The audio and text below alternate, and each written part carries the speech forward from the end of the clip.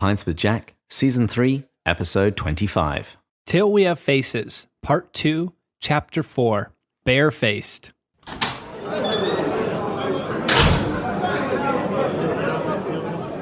Good morning and welcome to Pints with Jack, a podcast where two enthusiastic C.S. Lewis amateurs get together, share a beverage, and discuss a work of C.S. Lewis. This season we're reading Till We Have Faces. My name is David, and I'm joined by Matt, Barefaced Bush. You could have said Matt's Till We Have Faces Bush, or Matt developing his face Bush. Matt, have you seen my face, Bush? I take it back. That's the official one. I like that one. Matt, have you seen my face, Bush? That's great. Well, for the drink of the week, because I'm, drinking again, I'm having a margarita. It's party time because we have reached the end of Till We Have Faces. Let's pretend that that's what it is. Well, I am drinking some of my engagement scotch, which I can't remember if I mentioned it. I bought a bottle of Glenmorangie La Santa the day after I got engaged, just to make the entire wedding planning preparation as smooth as possible. And I never quite expected it to be in this way, with everybody having to stay at home. But it has nevertheless served me well. I have that same glass. I have a few of those. They're cool glasses. It actually belongs to my housemate. I thought he had stolen yours. I have so many I wouldn't have noticed. I had 3 different people get me gifts of them, so I have 8 now. Well, so we can toast. What is the quote of the week? I chose 2. I think I'm just going to do the first one, and now I've teased the listeners without reading the second one.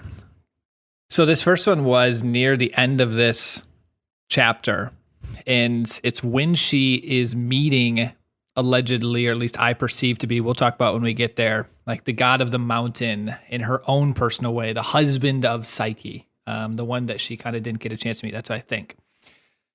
So as she's meeting, this is what she says. I was being unmade. I was no one, but that's little to say. Rather, Psyche herself was, in a manner, no one. I loved her as I would once have thought it impossible to love, would have died any death for her. And yet it was not now, she that really counted. Or if she counted, it was for another's sake. The earth and stars and sun, all that was or will be, existed for his sake. That's powerful. This is the same Orwell who manipulated, used people, was jealous, possessive. And now she realizes she's no one. Even Psyche, the person who is everything in her mind, her world identity, is actually no one either. And then if she's something, it's only in relation to him. That is a heck of a transformation. You want to talk about being unmade? There we go. I have many thoughts on this quotation, but we will deal with that when we hit that part of the text. Did you prefer that one or the next one? But the next one's like the prominent thing at the very, it's just for people who know, it'll be like the last sentence of the book, so we'll get there. But I just felt it was, I don't know. It was the more obvious choice. I would suggest bring it up when we get there. Okay. Well, with that then, David, cheers. Cheers. And I thank you for not making fun of me for drinking a margarita. I was playing poker online with a buddy last night, and we were Zooming, and his fiance comes in, and we're just chatting, and he's like, what are you drinking? I go, margarita. And then her and I started talking about this Amazon movie, Modern Love, or TV series. And he goes, Matt, you're drinking a margarita. You're talking about chick flicks. I think we need to get you back to the Scotch and like The Sopranos or some other good movie, or West Wing. I'm like, I just like to unwind in my own ways. You are such a Carrie. A Carrie? What is this from? Isn't that the main character from Sex and the City? Oh yeah. I mean, what are you talking about? What's Sex in the City? I don't know what you're talking about, David. I'm more of a Miranda. So we got quite a lot to get through, but there was one thing that we wanted to tell everyone. Yeah, this is your last chance to get questions in for Andrew Lazo. Again, as I said last time, the brilliant scholar on Till We Have Faces. Listen to his part 1 summary, lessons learned, analysis. You're going to have a lot more questions after you do. So submit them to us. Probably the best way is join our Slack channel by going to our Patreon and supporting us at $5 a month. Shamelessly, I'm throwing that out there. It's actually been taking off really well. David and I are very happy with it. It's a wonderful community. Just great individuals actually sharing not only Lewis stuff, but Christian stuff, their own personal journeys. and even funny things like the Cuomo brothers saying no, and it's actually a meme, more or less, a video meme of David answering whether he ever will consider chronological order respectable. Never. I chuckled so many times. I've watched it like 10 times. Nerd. Okay, we have a lot of material to get through today, so let's just jump in to chapter 4. Orwell says her complaint itself was the god's answer. She meets the fox, who blames himself for her mistakes. He takes her away to a vineyard with walls of living pictures. There she sees one of Psyche considering suicide, one of her sorting out seeds while being helped by ants, another of her gathering golden wool of rams, another of her walking in the desert, and finally of her walking down into the underworld. The fox leads her to a courtyard where she falls at Psyche's feet. Psyche takes her to the edge of a large pool in which she sees the reflection of not one but 2 Psyches. She hears the voice of the god say, "You also are Psyche," and the vision ends. 4 days later, Orwell dies while writing about that vision. Arnhem concludes the text praising his queen and his desire to send the book to Greece. Oh, we have a lot in this chapter. Yes, and we left the last chapter on something of a cliffhanger, because Orwell was having a vision and she was deep inside a mountain and presenting her case against the gods before a judge and a great number of shadowy figures. And after she'd read her complaint again and again, the judge stops her and asks her if she has received her answer. And she says that she had. So Orwell begins this final chapter with an explanation. She writes, "The complaint was the answer. To have heard myself making it was to be answered." And she recalls something that the fox used to say when he was teaching her Greek. And you'll quite often see this quote shared on the internet. "Child, to say the very thing you mean, the whole of it, and nothing more or less or other than what you really mean, that's the whole art and joy of words." It's a very uplifting statement. But Orwell regards this as just a glib saying, and she says you can't talk about the joy of words when the time comes at which you will be forced at last to utter the speech which has lain at the center of your soul for years, which you have all the time, idiot-like, been saying over and over. And as I said, in the courtroom, Orwell just kept repeating her complaint again and again. And she now realizes that she's been doing this deep in her soul for years. Yeah, that was interesting to me, that these words have been laying at the center of her soul for years. So there was an uncovering, we mentioned this in the last episode, that needed to happen for her to even recognize it, hear it, get to that. Going back to that, this is the core. You have to get into that core of who you are, your desires, that authenticity. And so there's something there that I think Lewis is really hitting on. Yeah, and throughout her book, Orwell has complained that the gods don't communicate clearly. But now she says this, "I saw well why the gods do not speak to us openly, nor let us answer. Till that word can be dug out," so the nonsense that we've been repeating to ourselves, "till that word can be dug out of us, why should they hear the babble that we think we mean? How can they meet us face to face till we have faces?" Wow. I remember when I was interviewing Emily Laporte, this is where "till we have faces" is in here, and you ask yourself, what does this mean with a title? And I loved her answer, but it's interesting being able to come here now, having gone through this book. And what I make of this is what we've been talking about this whole time, that the "till we have faces" is getting to that true authentic, getting to that core of who you are, your desires.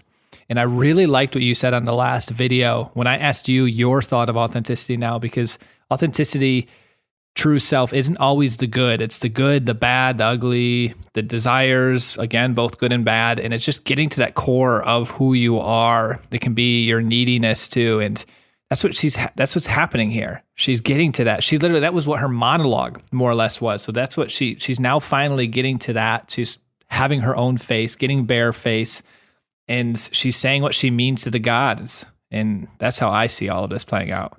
But it took a journey, a heck of a journey of being unmade, as we're going to see later, that I did in the introductory quote. We have to be honest. We have to be truthful. We can't come to the gods. We can't come before God with a mask on. Until that mask comes off, how will we ever be able to truly speak or hear God? And how often do we actually come to God vulnerably? I mean, I was in confession 3 weeks ago, and the priest said to me, like, I was talking about a few of my bigger struggles, and he goes, have you like genuinely named these and brought these up to God? Have you, when you pray the rosary on a certain decade, do you just name this out loud and bring it to him? Like, I desire this to be gone. This is in the fullness of it. And I'm like, not really. I just kind of go to prayer in general and keep it vague. And I don't know if I fully named that I want this gone. Yeah, and I don't know if we fully name our desires and even the ugliness in us fully to God or to ourselves, because we've built up these false selves to somewhat avoid that exact thing. And I think we're going to see that a change doesn't happen until we do. Yes. Now, Orwell hears a voice. It's her father, the king, and he says, best leave the girl to me. I'll lessen her. So it appears that her father wants to be in charge of her punishment, which is, nice. But fortunately, she then hears the fox, and he seems to be addressing the judge, and he uses a variety of names for the judge. Minos, Radamanus, Persephone. And you know what I'm going to ask here, Matt? What any of those mean? Yeah. Not a clue. Honestly, I think I just skimmed over those words. Well, Persephone was the wife of Hades, the god of the underworld, and Minos and Radamanthus, good grief, can't pronounce it. They were both judges of the dead. So it's basically some kind of ruler of the underworld. If you want to know the honest truth, when my eyes were skimming over that and I saw Minos, my eyes thought mimosa. Dude, you got a one-track mind at the moment. Sip your margarita and be happy. It's been like 60 days since I had alcohol up until these last couple of weeks. So yes, I have a single-track mind. But anyway, the fox, he comes forward to try and take the blame. He says, I am to blame for most of this, and I should bear the punishment. I taught her, as men teach a parrot, to say lies of poets and Ungit's a false image. I made her think that ended the question. I never said, too true an image of the demon within. And then the other face of Ungit, she has 1,000. Something live anyway, and the real god's more alive. Neither they nor Ungit, mere thoughts or words. And it's not entirely clear to me what he's saying, but I think he's saying that the gods were an image of the worst parts of the human soul, maybe. And at the same time, he seems to speak of other real gods who are even more alive. That's exactly what I was about to say. I was almost going to cut you off before you did, because I didn't notice that until you put it out there. So I guess it's highlighted is what I'm trying to say. When you're reading it with a bunch of words on a page, sometimes you miss some things. But when it says, and then the other face of Ungit, something live anyways, in the real gods more alive, suggesting this Ungit we keep hearing about might not be representative of what we think of God. And that there's something else there. And I think you're onto something with it's maybe the worst part of the human soul, because she is Ungit, and we're going to see later she has to be made beautiful, and that Ungit in her has to be made beautiful. And so I think my idea of Ungit being the true God might not be fully true. There's something else there. I think you're right. The fox says that he never told Orwell why the priest or the people got something from the temple, which he himself never really got from his pithy philosophy. And this takes us back a couple of chapters. Remember the scene when Orwell is confused by the consolation of the old peasant woman when she's before the Ungit stone, or the people at the end of the springtime liturgy. Yeah, and why she chose the Ungit stone rather than the fancy new Greek stone that was created. Mm-hmm. And the fox says that he was ignorant of his ignorance. And he seems to imply, I think, that there's a mixture of truth and falsehood in the house of Ungit. But the question is, what's the part of it that's right? And I think it's when the fox says this bit. He says, the priest knew at least that there must be sacrifices. They, the gods, will have sacrifice, will have man, yes, and the very heart, center, ground, roots of a man, dark and strong, and as costly as blood. And once again, I'm not entirely clear about what he's saying, other than the fact that the gods want sacrifice. They want the sacrifice to be man himself. And to my Christian ears, it's very hard to hear that without thinking of Psalm 51, where the psalmist says, The sacrifice acceptable to God is a broken spirit. A broken, contrite heart, O Lord, you will not spurn. For me, it makes me think of Lewis in his constant emphasis in Mere Christianity and the Great Divorce of dying to yourself, of going to Christ and giving all of yourself up. Not part of you, not some of you. You go completely. Nothing gets into heaven that hasn't died. And so that means us as well. Our self has to die. And that's what I got with that. They will have sacrifice. We'll have men. And so I think there's what you said. I think there's a lot of stuff wrapped in there. But there's also this dying to yourself, because that's just a very big Lewis theme throughout his other works. Which he steals from St. Paul. Yes.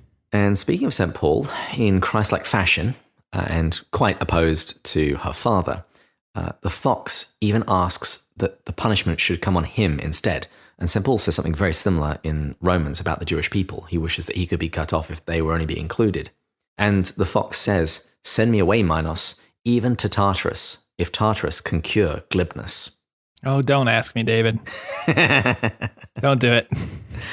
So, Matt, as you know, Tartarus is the prison of the Titans, and it's also the abyss of torment mentioned in 2 Peter, where the fallen angels are sent. I would love to have asked throughout all of this how much you knew off the top of your head and how much you Googled.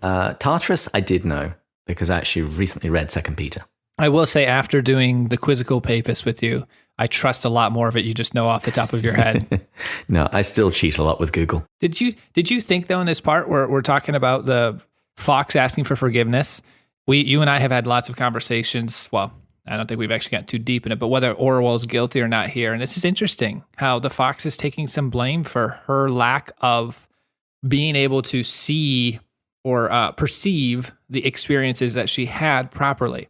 And so this lends me to give her more sympathy, kind of where I was in the beginning of this. And Lewis does really place an emphasis on that in Mere Christianity in that chapter, like raw material or something, where we're judged based on what we do with the material we were given. But at the same time, I'm still in the camp that she had agency, because Psyche was also trained with the fox, and Psyche made some better decisions than she did of perceiving things properly. So I think it's a gray area. I think Lewis is trying to communicate that. Yes, I think that was the chapter entitled Christianity and Psychoanalysis. And the emphasis was all about that we have different raw materials and we can't judge another's raw materials, but that we still ultimately have choices as to what we do with those raw materials. Yes, and of course, you remember the chapter title. The fox says that in giving Orwell philosophy, he gave her something good, but it wasn't everything that she needed. He says, "I made her think that a prattle of maxims would do, all thin and clear as water. For of course, water's good, and it didn't cost much, not where I grew up. So I fed her on words." And I think this relates to thick and clear religions, which is what Lewis talks about in God in the Dock, which I think we'll probably have to postpone that discussion to either the chat with Andrew or with the retrospective, but because that's quite a rabbit trail to head down. Yes. But in response to all of this, and the fox's request that he stand in Orwell's place, the judge responds, "Peace. The woman is a plaintiff, not a prisoner. It is the gods who have been accused. They have answered her. If they in turn accuse her, a greater judge and a more excellent court must try the case. Let her go." Whoa. And in response to this, Orwell throws herself off the rock on which she's been standing, and the fox catches her.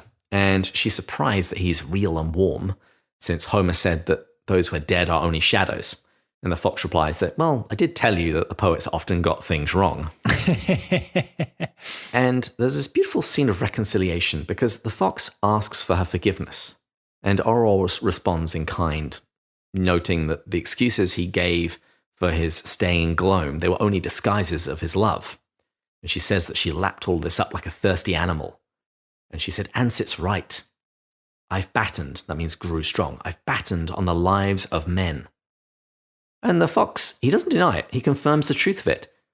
But he says he's glad because it means that he has something to forgive. I really appreciate this exchange. And it made me think of, I believe it was a George MacDonald character, but it could have just been like the narrator in The Great Divorce. But that idea that was presented, that when you die, there's going to be a moment where we all have to throw our hands in the air and just say we were wrong. I know this is somewhat more forgiveness, but forgiveness is essentially throwing your hands up, saying you're wrong, and then going one step further. And I really appreciated this because both parties were like, I did things wrong. I did things wrong. None of us are going to get to heaven and be like, yep, I did it right. Got it. So that's just so much. That's a part of the journey. So I found this very touching scene. But very quickly, there is some tension that gets brought back in this beautiful scene of reconciliation, because the fox says that he must now take Orwell to the judge, as it is now the god's turn to accuse Orwell. But even then, the exchange is it's just gorgeous. She says, I cannot hope for mercy.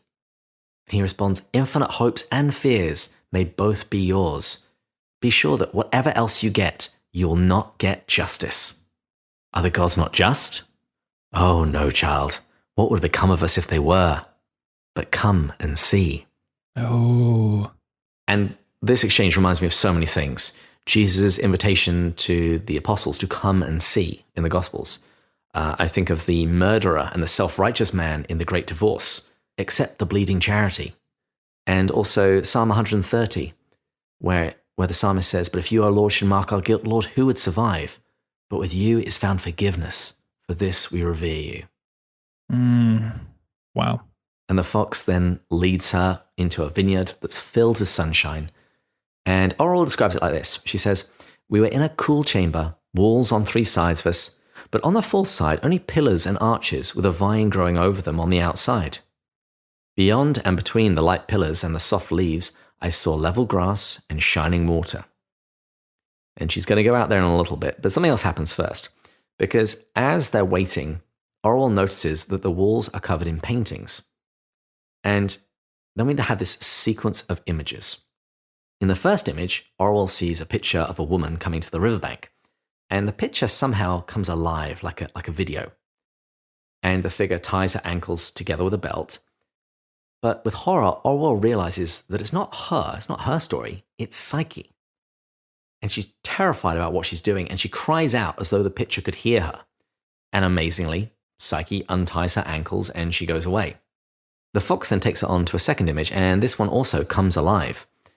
And here, Psyche is in some kind of dungeon, in rags and chains, and she's trying to sort out a big pile of seed into their proper heaps. And it really surprises Orwell when she sees that there's no anguish on Psyche's face, there's no despair. And then she realizes that the reason is that the ants are helping her. And then the fox takes her on to the third picture, and it's a scene of the pasture of the gods. And she sees Psyche wondering how she's going to get the golden wool from the rams, and she notes that she's almost laughing inwardly at her own bewilderment. And then suddenly all of the rams charge off to the other end of the meadow because there's an intruder there. And Psyche excitedly gathers the wool from the hedge without any interference. And then she comes to the 4th image, the last one on the second wall. And in this image, Orwell sees herself and Psyche walking through a desert. And Psyche holds an empty bowl, and there's a shadowy version of Orwell who just holds her complaint against the gods. And although she's pale, she sees that Psyche is merry and even singing. And when they come to the precipice, Orwell disappears, and the eagle takes Psyche's bowl and returns it filled with the water of death. So we were right. Remember you asked this question an episode or 2 ago of the woman when the wool and the rams, and we were like, I think it's Psyche. Now we know. It was Psyche. Now we know. Is there anything you want to say about these other images? So the first one of the suicide? Yeah, so in the second, third, and fourth image, it's as if they both were there. I was confused with the suicide image because that was the exact thing Orwell did. When she went to the riverbank, tied herself, hears a voice. So that one confused me a bit because it's as if they both experienced the exact same thing and were the same person. I didn't know what to make of that. I think shot through this is what I mentioned. I think it was in the last episode. Charles Williams' idea of coherence and substitution and transference. Throughout all of these images, Orwell has been experiencing the same thing as Psyche, at least in some way. Mm-hmm. This little episode here, it makes me wonder, when Orwell went to commit suicide, was that actually real or was that a dream? It is a little interesting because Orwell saved Orwell from herself, sort of, too. Because remember, Orwell hears a voice and then doesn't, since it's the voice of the gods. And now we just see she was the voice of the gods. And I don't think she necessarily has to be the voice of the gods. I think she could have experienced this in a vision, but it's still the intervention of the god of the mountain that saves her, maybe saves them both. so do you think they both experienced this separately? That's all the other images are definitely separate, but very similar experiences, where this one, it seemed like it was the same person. I think they both experienced it, but they experienced different parts of it. But we'll get onto that bit in a moment. All right.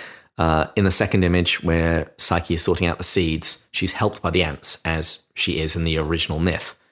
And Orwell, when she has her dream, she is sorting out the seeds, and at some point, she is also one of the ants. Oh, Orwell was one of the ants? Yeah. She says in her dream. Oh, I forgot this. Of course you remember that. And we see that at the pasture of the gods, Orwell provides some form of distraction which allows Psyche to do what she needs to do. And in the desert, Psyche fulfills the original myth, going to get some of the water of death when Orwell gets whisked off to her judgment. But I'm definitely getting echoes of the Great Divorce here, because Orwell is described as this shadowy figure. She's not substantial like Psyche. But I think the important thing to get out of all of these visions is that throughout, Orwell, she has hope as a result of her suicide rather than direct intervention by one of the gods. And throughout, she seems to be merry and happy. And at this point in the story, they've seen two of the walls, all of the pictures on two sets of walls. And the fox asks Orwell if she's understood what she's seen. And I remember the first time I was reading this, I went, I don't know if I did. And the main thing that seems to confuse Orwell is, did these things happen? And she's particularly confused why Psyche is almost happy. And the fox gives her this line, another bore nearly all the anguish. And he says that this was one of the true things that he used to tell the girls when he was their teacher. He said, we are all limbs and parts of one whole, hence of each other. Men and gods flow in and out and mingle. And I'm now utterly convinced that this is coherence, this is substitution, these are the ideas of Charles Williams. And, it's obviously based on Christian principles, the idea of the body of Christ, that we share one another's burdens and can help carry one another's burdens. And hearing all of this, it just fills Orwell with thanksgiving to the gods, which is the first time we've ever heard anything like that. Gratitude. It's a very Chesterton thing. I guess I'm asking myself right now, we're hearing this thing that Orwell essentially did a substitutionary type of love. She put herself in the position to bear the anguish. But at no point when I was reading it in real time did I get this sense that she was actively choosing that. So was this an example of she didn't realize what she was asking and the gods were giving her what she really desired, even though she wasn't? Because we get a picture of her jealous, possessive, need love. And this is very sacrificial, but it's not as if she intentionally chose it. Maybe she did. Here's your thoughts. She has said multiple times that she would do anything for Psyche. And she has made those kinds of statements that she would go in her place if she could. If you think about when Psyche was originally going to go up the mountain, what does Orwell do? She wants to step into her place. I remember when Bardia was sick, that she said that she would do anything, no matter what. She would go to the deepest dungeon if it meant that Bardia would have some more days of life. I think there has been the desire to sacrifice within her throughout. Does this mean she's been good this whole time? Sounds very noble, beautiful, pure. I would say it's still ultimately been disordered. I remember in the Four Loves, particularly with Eros, Lewis says that Eros can be more easily mistaken for the voice of a god because of the strength of its pronouncements. Lovers are willing to do anything for one another, and the voice of Eros seems to speak with a command. And that can lead to great sacrifice. And it can look like agape, but it's not. And when it's confused for agape, that's when things go bad.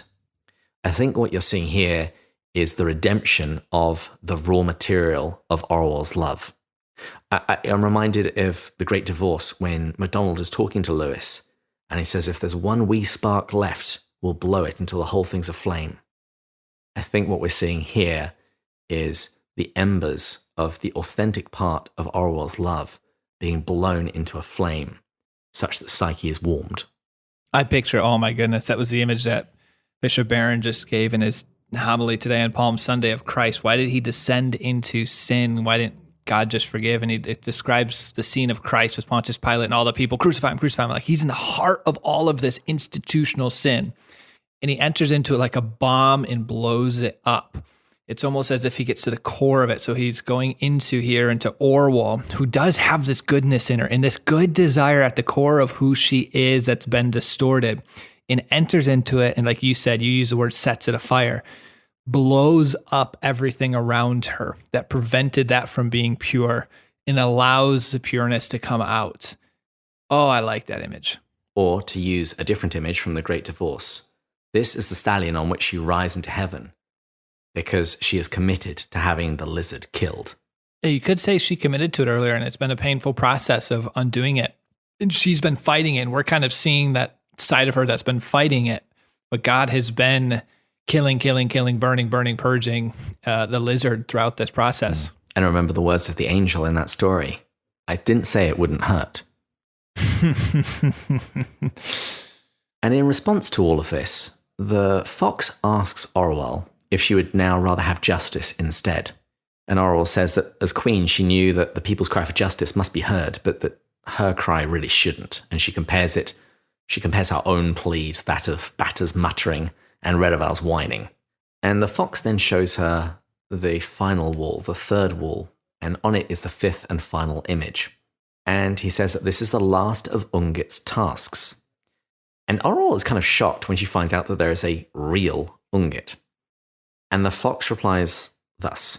He says, all, even Psyche, are born into the house of Ungit, and all must get free from her. Or say that Ungit in each must bear Ungit's son and die in childbed, or change. So Matt, would you mind unpacking that? Oh yeah, easy, no big deal. I've been waiting for this moment this whole episode. So we know that Ungit has many faces. So I'm going to actually just start with what I believe is being said here. I don't think this is necessarily the comprehensive explanation of Ungit. What it appears to be saying here when it says all must get free of Ungit, or say that Ungit in each must bear Ungit's son and die. So there's this something in us that has to die. There's an Ungit in us, and we know it can be ugly because Orwell is Ungit, devouring love. We've seen that. So as I piece all that together, I get this sense that Ungit to some degree is this demon within us, this warped self, this false self we've created, and it needs to die. I'm not saying that's all of Ungit because there's other things that suggest Ungit's more than that, but I think that's what's being communicated here. Within us, there's this part of us that needs to be killed in order for us to be able to be changed. I'd agree. I think this is largely what the God meant when he said, you must die before you die. Yes. Now, can I ask you one question in this moment, though? Do you think there is a good side of Ungit? So I just painted this picture. We know Ungit has 1,000 faces. We still hear that Ungit son, which I do believe we see later, the son, the god of the mountain, is the real final judge. So then it does say Ungit's son. So is there like a good Ungit here too? I think I'm going to say yes. I'm really interested to see how Andrew responds to that question, but I think yes. I think, though, for the larger part, Ungit in this book is used as a symbol for our fallen selves and our consuming and twisted love, because that's how she is worshipped in Gloam. Okay. I like that. We'll wait to see what Andrew had the final word. But I don't think we've seen all of her faces. The fox then explains Psyche's task. Remember, this is the final task that Ungit has given her.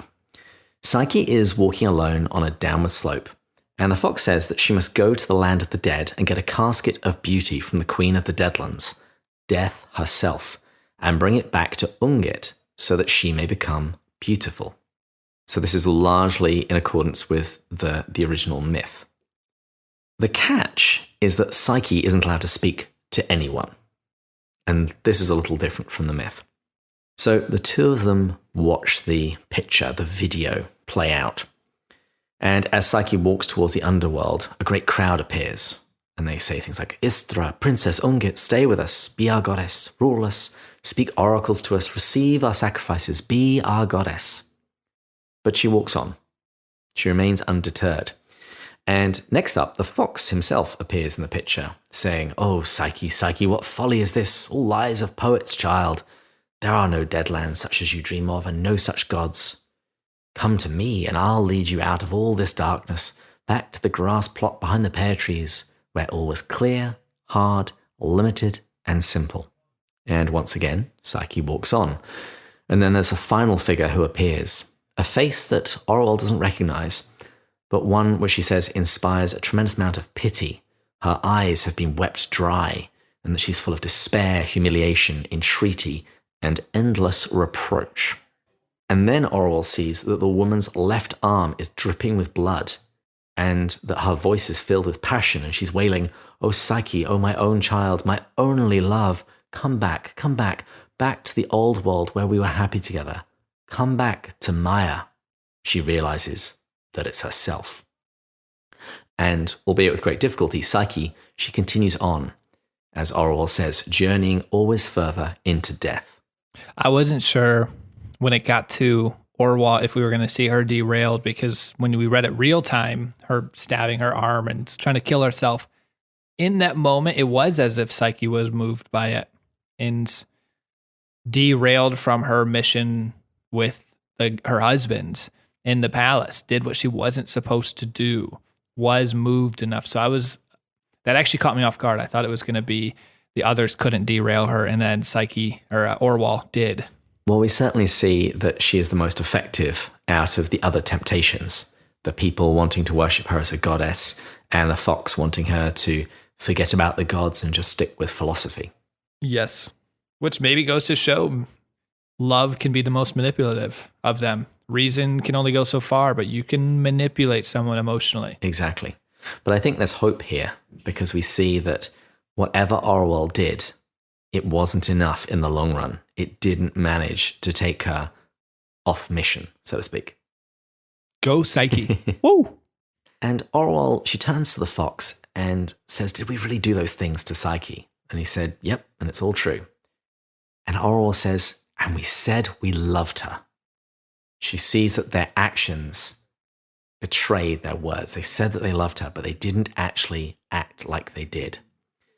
And the fox explains that although they did actually love her, he doesn't deny that they loved her. He says that regardless, she had no more dangerous enemies than us. And in that far distant day when gods become wholly beautiful, or we at last are shown how beautiful they always were, this will happen more and more. For mortals, as you said, will become more and more jealous. And mother and wife and child and friend will all be in league to keep a soul from being united to the divine nature. Wow. Yeah, here he's saying that mortal love is jealous. The natural loves, if you're thinking of the four loves, it's jealous. And once again, I can't help but hear the words of Christ, which I mentioned in an earlier episode, when Jesus says, "I've come to set man against father, and a daughter against her mother, and a daughter-in-law against her mother-in-law." I was in this moment. A thought came to me. So this is somewhat arguing that out of jealousy, it's hard for us to see those that we love something more than us. Think of a Severe Mercy, Sheldon Vanaken with his wife. And it was really hard for him when his wife Davy started to really fall in love with Christ, and he realized he was no longer her number one. That's like the pure version of it. But then I also think there's a negative version that's not quite as, I say pure because that's like you're jealous that they love something else more. But I've also noticed in my own journey is I've come deeper into my faith, and my heart has been transformed to be more sensitive to the love of God and to want to love him properly and to understanding his teachings and follow his teachings, not from a legalistic perspective, because this brings joy and peace and truth. And I've noticed people around me, people that are very close to me, almost try to shoot that down. And I don't think it's because they're afraid that they're losing me to God, but because there's that image itself, that idea, like when they see you following these things that go well beyond what they hold themselves to, that standard, there's a jealousy there, or almost a fear that they're now not enough, and they're trying to shoot it down and almost like hold you back, in the sense that when you see, it's almost the way to do it in a secular perspective is sometimes when you see your friends working really hard, you want to pull them back because it makes you feel guilty that you're not rising to that same level. I don't know, that image came to my mind here in this moment as well, as someone falls more in love with the divine nature. Because when you fall in love to the divine nature, you're going to fall properly in love to what it's calling you to more and more and more. And the issue over the beauty of the gods is then what Orwell and the fox talk about.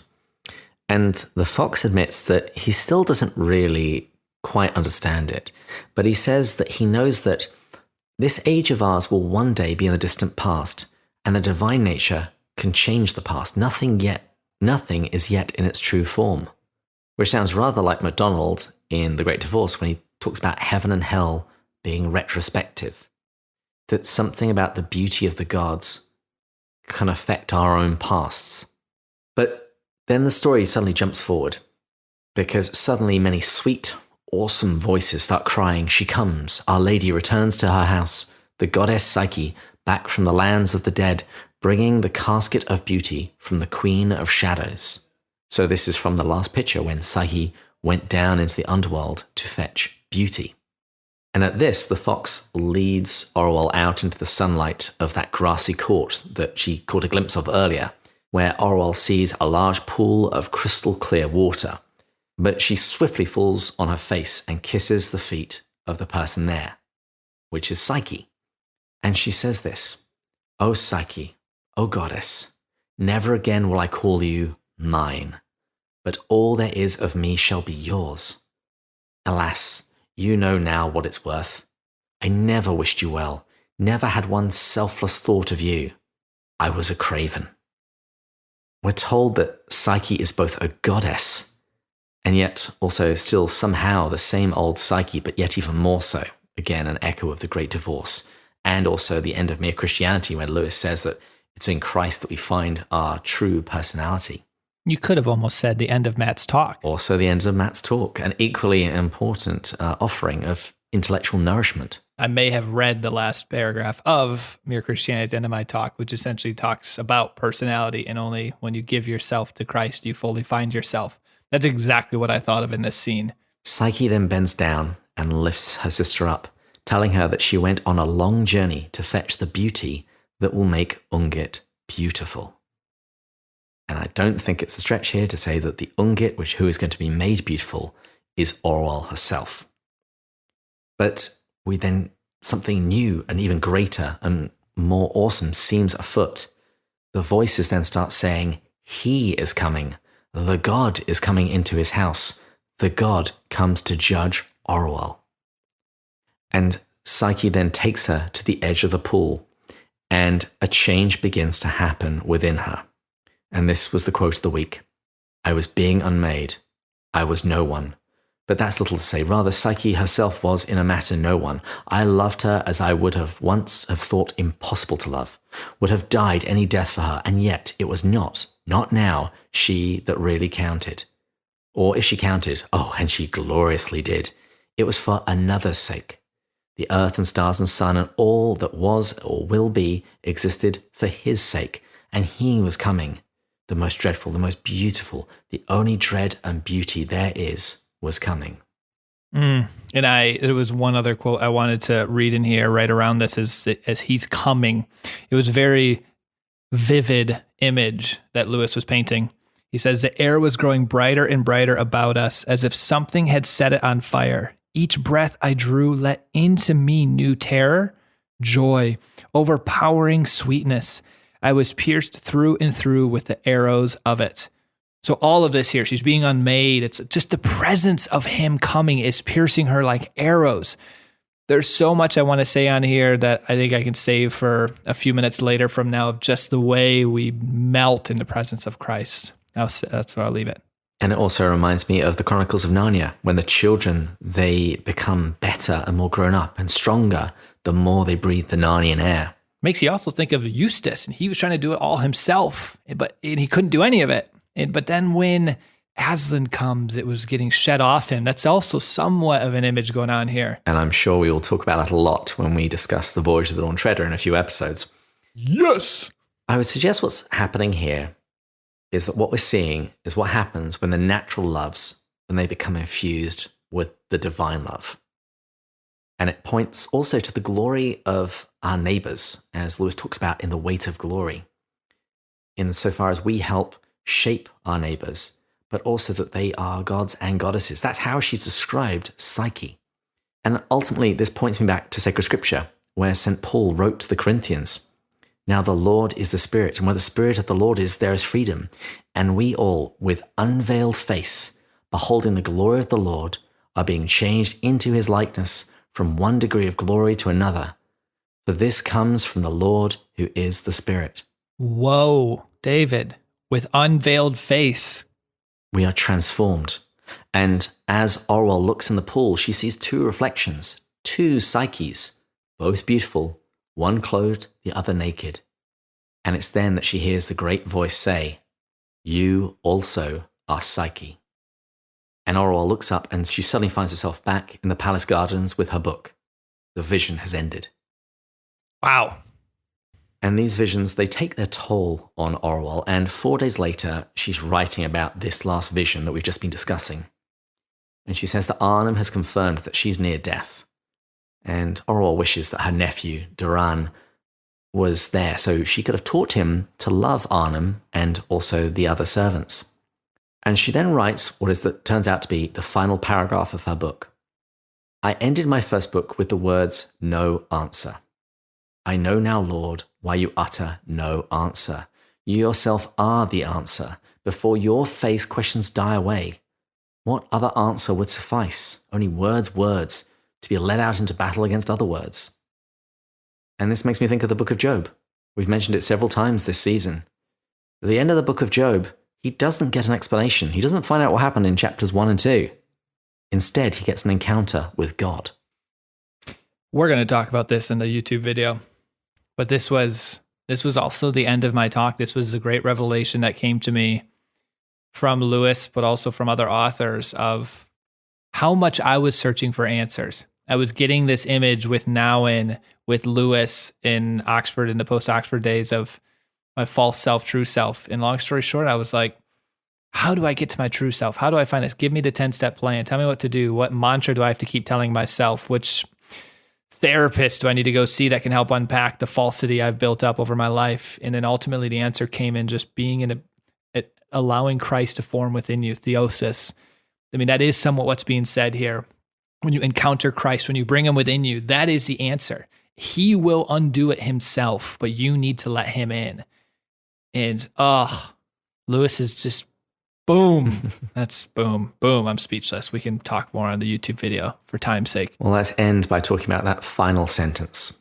In the book of Orwell, she says, "Long did I hate you. Long did I fear you. I might."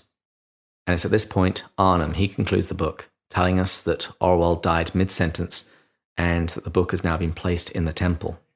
Matt, what did you think she was going to write? I might what? Long did I hate you. Long did I fear you. I want to say, because she's speaking negatively here, and almost painting a picture of long did I hate, long did I fear you. If it had not been for this, I might have died without dying, or something like that. I'm of a similar sort of idea, but in a little bit more of a positive spin. Long did I hate you, long did I fear you, I might have loved you. Because that's ultimately where she does end. But regardless, Arnhem praises Orwell, his queen, as being the most wise, just, valiant, fortunate, and most merciful of all the princes known in our parts of the world. He has nothing but good things to say about her. And he says that he thinks that she would have liked her book to be taken to Greece. And he says that he's charged his successor to make sure that happens. And the final sentence, I'm going to ask Andrew about it because it seems a bit strange because it's given as a statement, but there's a question mark at the end of it. And obviously there is a lot more that we could say about this book, but I think we'll hold that off for when we talk with Andrew and when we do our own retrospective. And I just wanted to end this episode by reading a section of St. Augustine's Confessions, because the final paragraph of Orwell's book, and particularly the final sentence, it put me in mind of the Confessions. And also it's just a wonderful book where St. Augustine articulates his desire for God. So remember that Orwell ended with, long did I hate you, long did I fear you, I might. This is what St. Augustine said. Late have I loved you. O beauty ever ancient, ever new, late have I loved you.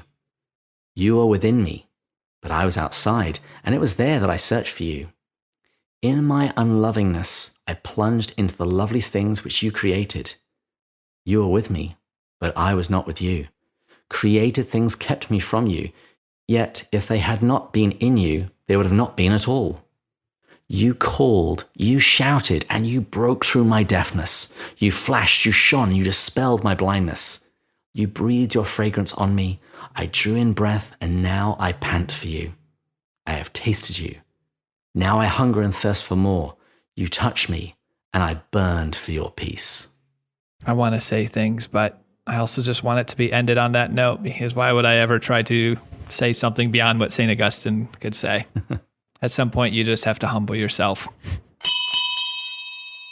Although we will quickly say thanks to all of our Patreon supporters, particularly Kate and Rowdy for helping make this happen. Yes, thank you guys so much. And next up, we're going to have some interviews, and then Matt and I will meet for our retrospective, which will hopefully take us further up. And further in. Cheers. Cheers.